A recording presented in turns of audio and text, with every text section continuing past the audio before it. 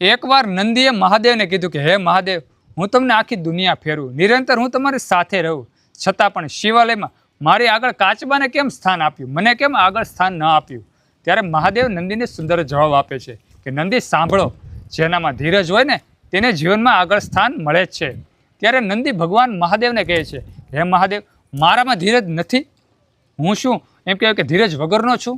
ત્યારે મહાદેવ સુંદર રીતે સમજાવે છે, નંદીને કહે છે કે નંદી, તમારામાં ધીરજ છે, એમ હું નથી કહેતો કે ધીરજ નથી, પણ ક્યારેક ક્યારેક ક્રોધ આવે છે ને ત્યારે તમારી ધીરજ જતી રહે છે. તમે આ કાચબાને જો, કેવું નિરંતર શાંત પ્રાણી છે, ધીમે ધીમે ધીમે ધીમે ધીમે ચાલવા વાળું છે, અને એમ કહેવાય કે પોતાના લક્ષ્ય સુધી પહોંચે છે. એકદમ કોમળ છે, એકદમ નાનું પ્રાણી છે, અને તો પણ એમ કહેવાય તેના લક્ષ્ય સુધી પહોંચી જાય છે. અને તમારો સ્વભાવ છે ને થોડોક આકરો છે, થોડોક ક્રોધવાળો છે.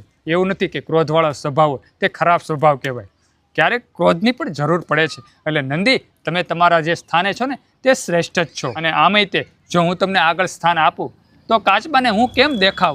હું નિરંતર ધ્યાન અવસ્થામાં બેઠો, તમે એમ કહેવાય કે કાચબાને આગળ સ્થાન લઈ લો, તો કાચબા તો એમ કહેવાય કે નાનું પ્રાણી છે, તમારું શરીર તો મહાકાય છે.